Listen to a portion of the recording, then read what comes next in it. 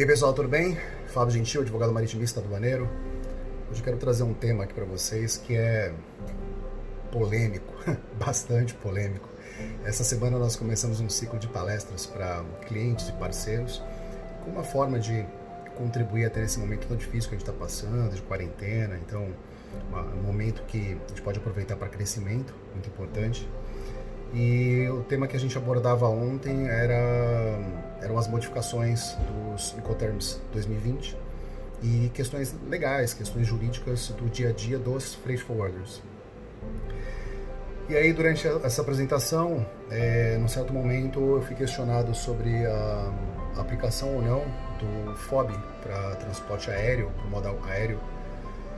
E aí fui falado que não, que na verdade o que a gente usa para o aéreo é FCA, né, é o Incoterm que se encaixa na operação. A própria ICC, a Câmara Internacional de Comércio, orienta dessa forma.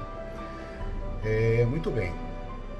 Mas o ponto polêmico não é esse. O ponto polêmico é que, na verdade, não se deve usar FOB na exportação de carga containerizada, porque não faz sentido.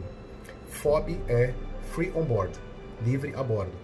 Então, a transferência de risco, no caso do FOB, se dá com a entrega das cargas efetivamente a bordo do navio. E eu pergunto para vocês, alguém entrega container a bordo do navio? Não. Todo exportador entrega a carga no operador portuário, que é representante do armador. O operador portuário, prestador de serviço do armador, seu preposto, recebe as cargas e as posiciona, faz toda uma recepção para embarque no navio designado. Então isso significa que não é uma exportação FOB, é uma exportação FCA. E dessa forma deveria ser apresentado no contrato de compra e venda, e dessa forma que deveria ser apresentado na invoice, e dessa forma que deveria ser negociado. Qual que é a implicação prática disso? Os exportadores, quando vendem FOB, normalmente têm em mente que eles não querem participar do contrato de transporte. Acho que essa é a sensação geral. Então, quem vai pagar o frete? O comprador. Então, a sensação do exportador é que ele não participa do contrato de transporte. A gente tem que lembrar que nós temos contratos que andam em paralelo. O contrato de transporte anda em paralelo, o contrato de compra e venda, que anda em paralelo, também é o contrato de seguro e por aí vai. Então, há inúmeros contratos na operação de comércio exterior que andam paralelamente e que em alguns momentos eles não é bem uma paralela, em alguns momentos eles têm pontos de toque, eles se encontram em alguns momentos, mas são contratos que têm cláusulas próprias e que apresentam direitos e obrigações próprios e pertinentes às pessoas que fazem parte daquela relação contratual. Então, o que significa isso? Se eu faço uma exportação FOB, eu me comprometo a colocar as cargas a bordo do navio.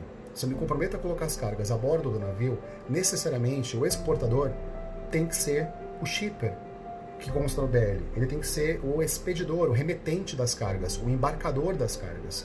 Isso faz com que ele entre no contrato de transporte mesmo sem ele querer, porque quem vai pagar o frete é o comprador, mas ele acaba entrando no contrato de transporte porque ele acaba constando como o expedidor, aquele que está mandando as cargas. Por outro lado, se a exportação, se a compra e venda é definida como FCA, ou seja, Free Carrier, a responsabilidade dele, e aí por responsabilidade entenda-se transferência de risco, assunção de custos e obrigações. Então essa responsabilidade, esse guarda-chuva, se encerra com a entrega no terminal. Entregou para o operador portuário, encerrou.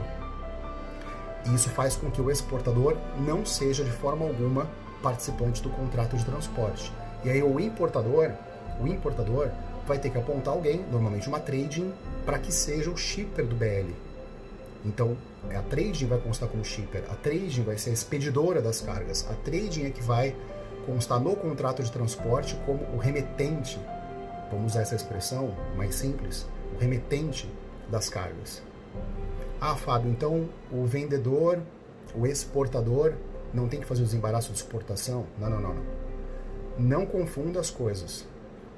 Uma coisa são as obrigações do exportador perante a Receita Federal e perante o Banco Central. Então, todas as obrigações relacionadas ao contrato de compra e venda.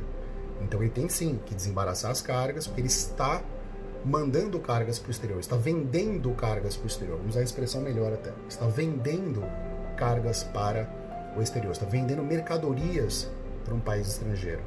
Então, ele tem que fazer todos os registros relacionados à venda dessa mercadoria para o estrangeiro.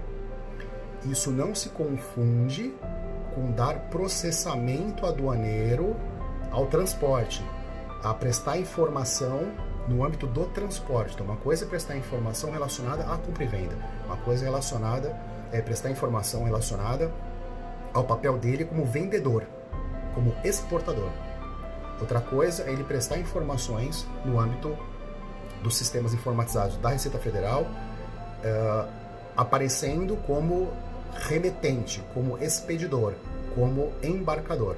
Então a gente tem que separar esses dois papéis, porque isso é muito importante, isso faz total diferença. O exportador às vezes acaba constando no contrato de transporte por inércia, porque ele não queria estar ali, ele não queria participar do contrato de transporte, ele queria simplesmente entregar as cargas no porto e acabou. Não queria participar de nada que fosse dali para frente. Mas o Incoterm FOB acaba atraindo essas responsabilidades. E aí, antes que alguém diga, pô, o Fábio está querendo forçar uma situação, fazendo uma interpretação maluca, tarana, eu convido a todos a lerem a edição 2020 dos Incoterms. A própria ICC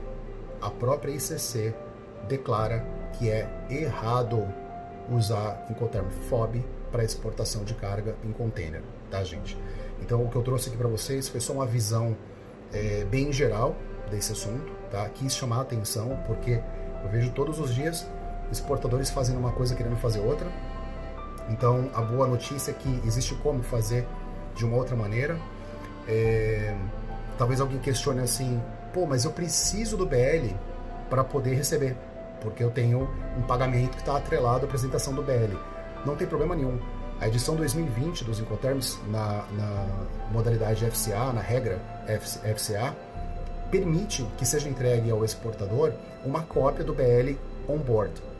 Então, após o embarque das mercadorias, é perfeitamente possível que seja entregue ao exportador, mesmo ele não sendo parte do contrato de transporte, mesmo ele não sendo shipper, é perfeitamente aceitável que ele receba uma via on-board dos BLs para que ele dê processamento às questões financeiras relacionadas àquela operação. Então, até isso, os Incoterms 2020 tomaram cuidado de tratar, ok? Então, fica essa sugestão, tá? Eu sei que é uma questão bem polêmica, tem gente que não vai concordar, mas eu recomendo a leitura do texto integral dos Incoterms, tá, gente? Muito cuidado, quando a gente fala de Incoterm, tem gente que só lê aquele quadrinho, e aquilo ali é só um guia geral, tá, gente? A publicação é o texto completo, com as notas explicativas, enfim, com todas os direitos e obrigações. Então, tudo que é A tem uma contraprestação do lado B, ou seja, todos os direitos de A, vendedor, tem contraprestação do lado B, comprador, e vice-versa, tá? Então, não é só o quadrinho, ok? A gente precisa começar a entender um pouco melhor o que é Incoterm. A gente precisa começar a entender um pouco melhor que o Incoterm ele é um complemento ao contrato de compra e venda, que o Incoterm não faz um monte de coisas, ele faz algumas coisas, mas ele não faz mais coisas do que faz,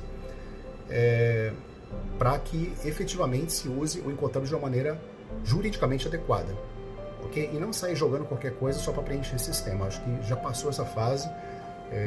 Agora já a versão 2020, então já foram 10 anos da versão anterior.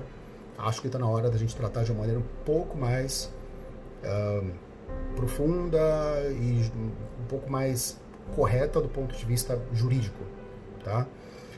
Então fica essa reflexão para vocês, ok? Abraço, boa sorte.